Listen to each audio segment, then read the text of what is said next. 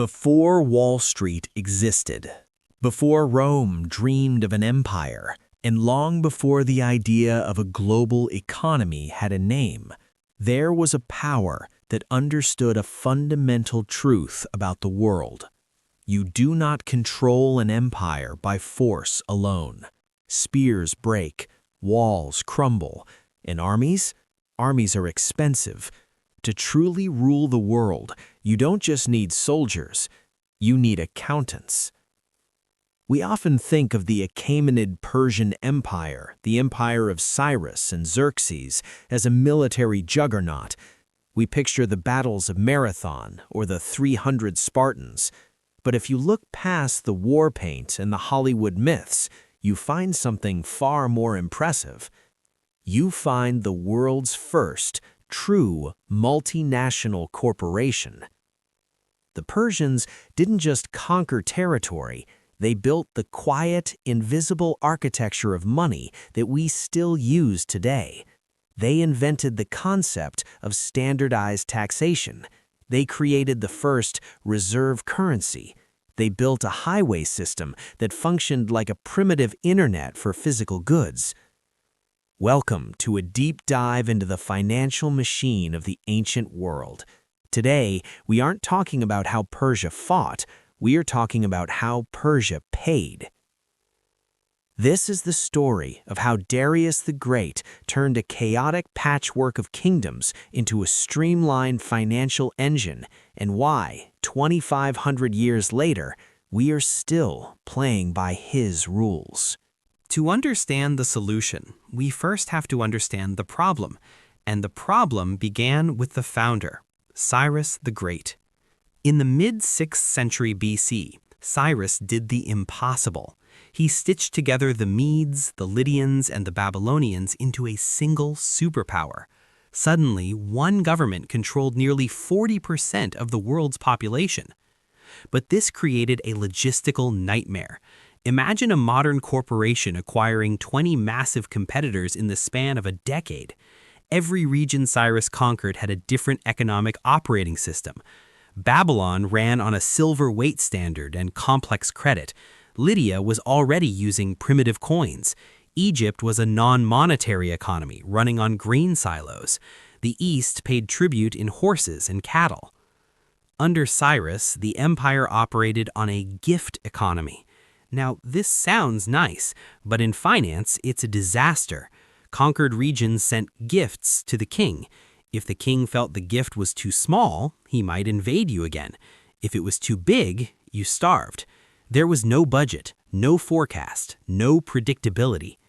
By 522 BC, the empire was facing a liquidity crisis. Rebellions were firing off in every province, and the treasury was bleeding money to put them out. The empire was too big to fail, but it was failing. Enter Darius the First. History calls him a general, but let's be honest, he was a financial engineer. He understood that to save the empire, he didn't need to conquer more land, he needed to audit the books. Darius realized that stability comes from one thing: predictable revenue. His first move was a total corporate restructuring. He divided the empire into 20 administrative provinces called satrapies. Each satrapy was like a franchise. It had a governor, the satrap, and a very specific job: pay the bill. Darius abolished the gift system. In its place, he installed the world's first fixed tax brackets. He sent royal surveyors to measure the land. They classified the soil based on crops and harvest yields. They didn't just guess, they calculated the productive capacity of every region. Herodotus gives us the receipts, literally. Babylon was assessed at 1,000 talents of silver. Egypt paid 700 talents and the grain for the Memphis garrison. India, the richest province, paid in gold dust, 360 talents a year. But here is the genius insight. Darius knew that local governors would try to skim off the top. Corruption is the rust of empire. So he created a checks and balances system that would make the IRS jealous. He created a separate chain of command.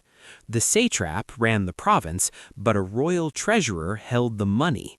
And roaming the empire was a mysterious group of inspectors known as the Spasica, or the eyes and ears of the king. These were the internal auditors. They showed up unannounced. If a satrap was taxing the people too heavily to line his own pockets, the eyes would report him. Darius knew that if the peasants were taxed to death, they couldn't farm next year. This wasn't tyranny, it was yield management. Once the tax system was fixed, Darius tackled the biggest friction point in the ancient world: exchange rates. How do you trade if a merchant in Susa wants silver, but a seller in Sardis wants gold?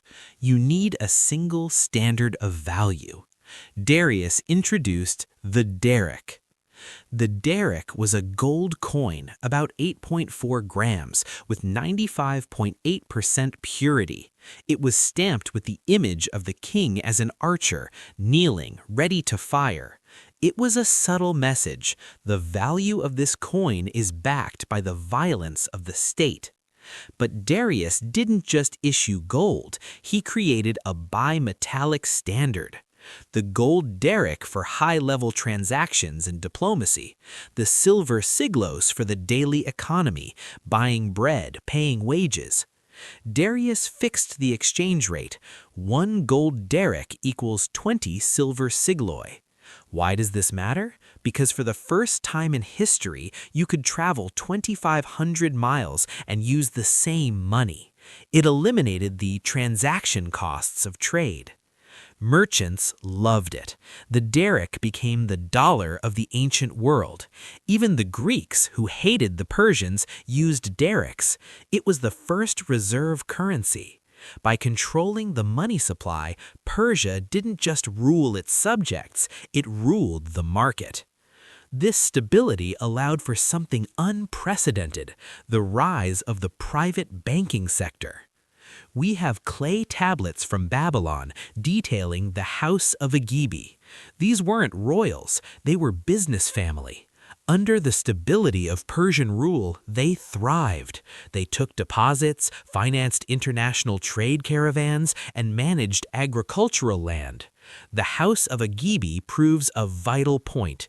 When the state provides a stable financial platform, the private sector explodes with productivity.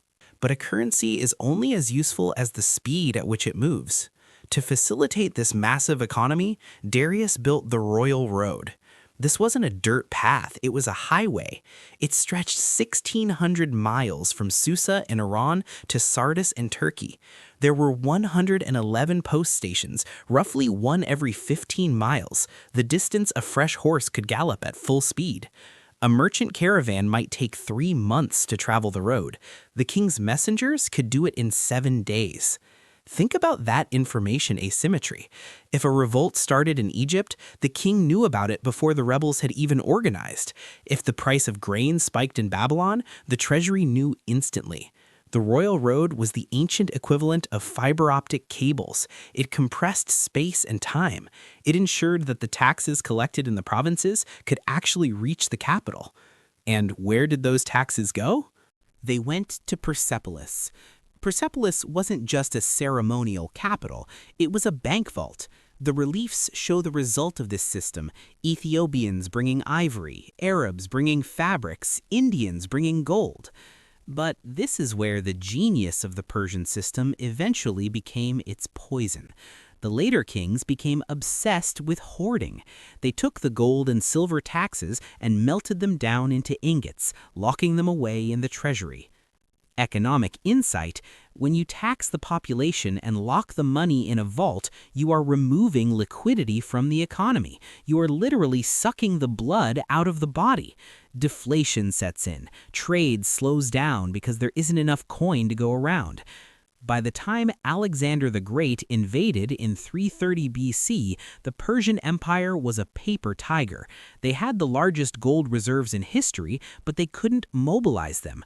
When Alexander captured Persepolis, he didn't just find a palace, he found the accumulated GDP of the ancient world. He seized 180,000 talents of silver and gold.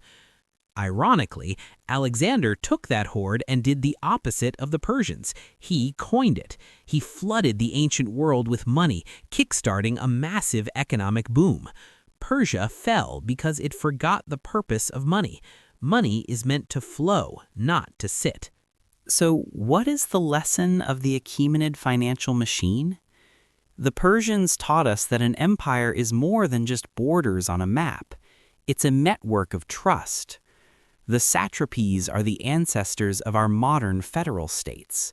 The Daric was the grandfather of the US dollar. The eyes and ears are today's auditors. Darius the Great proved that if you want to rule the world, you don't need to fight everyone.